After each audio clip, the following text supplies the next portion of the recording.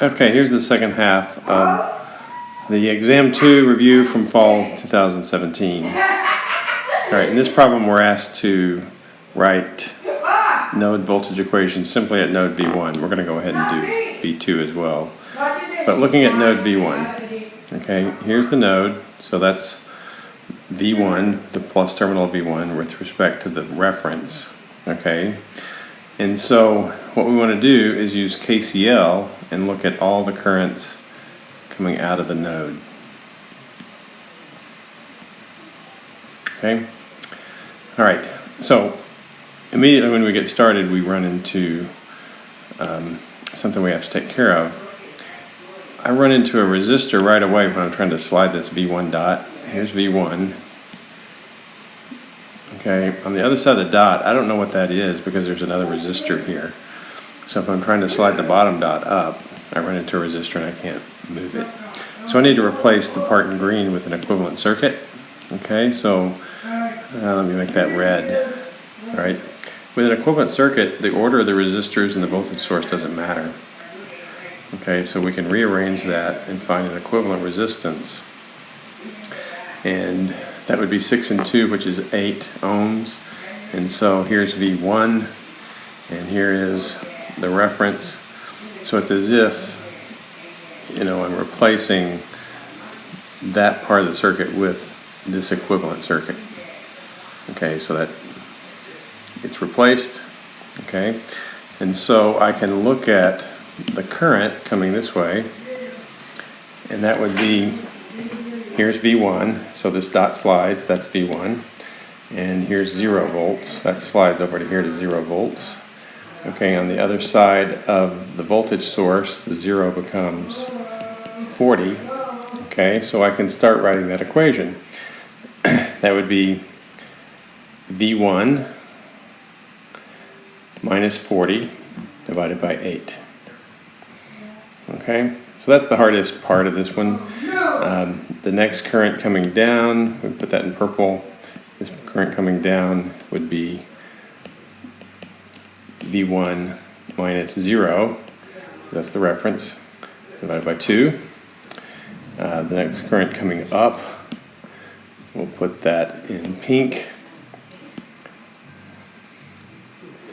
So that would be V1, here's the V1 dot, okay, and over here, slide this back, that's the V2 dot, so this would be V1 minus V2 divided by 4. And then finally we have over here in green, this current coming this way, and that's just clearly, it's the current source plus 3. Okay, so those are all the currents coming out of that node, and those have to sum to 0. So that's the node voltage equation.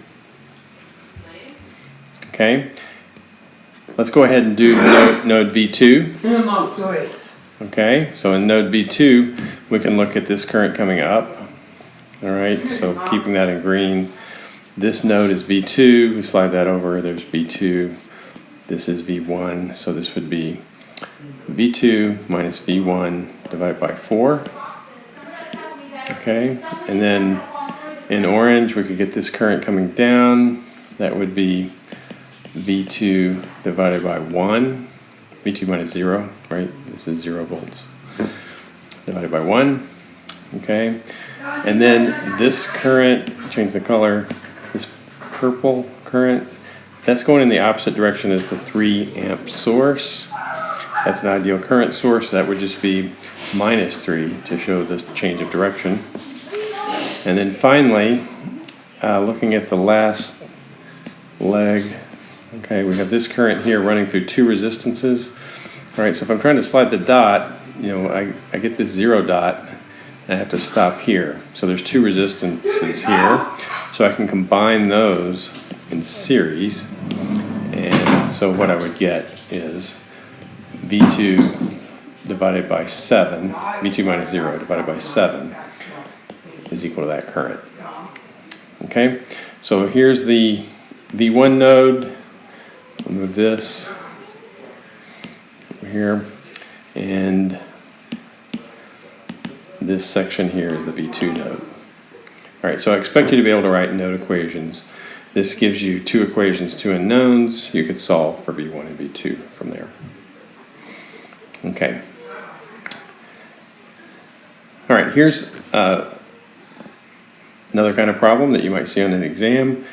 All right, we're given some things with this circuit, and we're asked to find all the power associated with the elements of this circuit. Okay, so we're going to have some missing parameters here, missing voltages or missing currents. So let's go ahead and solve for those. So taking a look at this node, I have 3 amps coming up. So there's 3. I have 2 amps coming back to the right. And so if I reference this current coming up, IC, you see that IC comes into the node and 2 and 3 go out of the node. So IC is 5 amps. Okay? All right, and then we could write a voltage equation around this loop.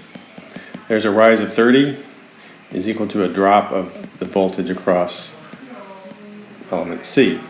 So a rise of VC is equal to a drop, rise VC, drop VD. So VC is equal to 30. Okay, so I know this is plus minus 30, and I can write, if I put plus minus for VB, I would have a rise of VB, and then moving in this direction, that's a rise of VA, which is 20 volts, and then moving across and up, that would be another rise of 30, and so I see that VB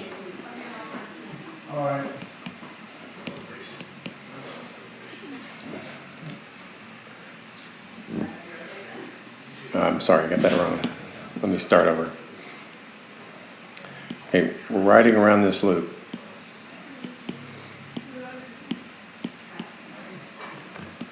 Okay, so starting with minus plus VB. So I have a rise of VB. I think I just simply made the B not look very good. So there's VB, and then I have a rise of 20 and a rise of 30, right? Because VC is plus minus 30 volts is equal to 0. So that means that VB is equal to minus 50, which means I assumed the polarity wrong. Okay, so if you want to, you come back here and say, oh, let's change this. Let's make that a minus, and let's make this a plus. Okay, so that would make that minus VB, and then VB would equal to positive 50 volts. Okay, so let's go ahead and go with that. VB is positive 50 volts referenced in the direction that is shown.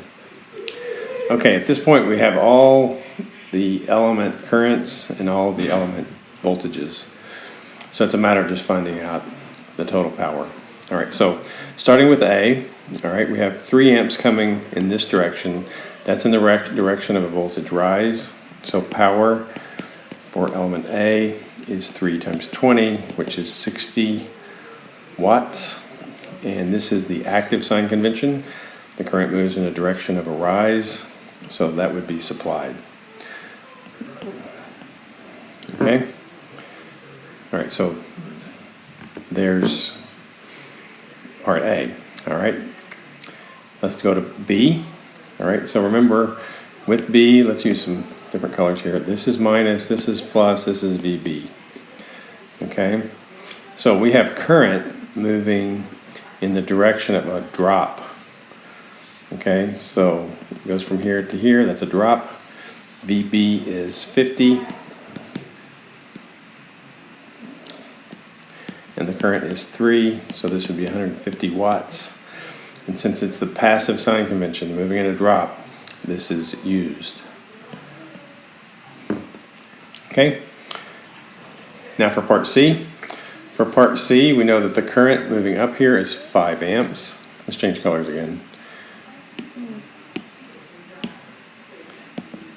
Okay, so in purple this is 5 amps. And out of the voltage, here's plus, here's minus, that's 30 volts. So that's moving in the direction of a rise. So for part C, the power of C is going to be 30 times 5, which is 150 watts. And this is in the direction of a rise. You know, current's moving in the direction of a rise, so this is supplied. I just noticed I used the wrong letter over here. Okay, that should be the power, not the voltage. Okay, one last color here. Let's go to green. We know this is 2 amps moving down. Okay, since it's moving down, that's going to be the passive sign convention. The power is 2 times 30. So power part D, 2 times 30, which is 60 watts. Since it's moving in the passive sign direction, passive sign convention, we know that this is used. Okay, so 60 watts.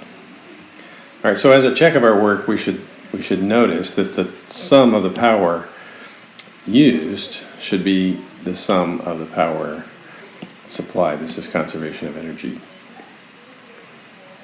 Okay, so that's that particular problem. All right, problem number 5 from the review. Okay, the last one. This is an op-amp circuit, and I've told you there's basically 2 types of op-amp circuits that we've talked about in this class. We've analyzed those, and I've said that you could also just remember that the answer is V out is minus RF over R times V in. Okay, so in this case R is 2K and V in. All right, so in this problem you're given a voltage waveform, so we see here that this kind of ramps up to 3 volts, then it levels off and comes back down. So the output side is doing the same thing, only it's inverted. That's not a surprise because this is an inverting op-amp, right? The inversion comes from the minus sign. Okay, so it goes down, and it goes down to minus 0.9 volts. Okay, so the gain, we can pick a couple of points in this waveform. Here is 0.3, all right? So put that on the bottom, and here is 0.9, put that on the top, okay? And so 0.9 divided by 0.3 is 3. This has a gain of 3, okay? And it's also inverted, right? So we know that minus RF over 2K is equal to minus 3. So that lets us solve for RF. And so RF would be 6K ohms.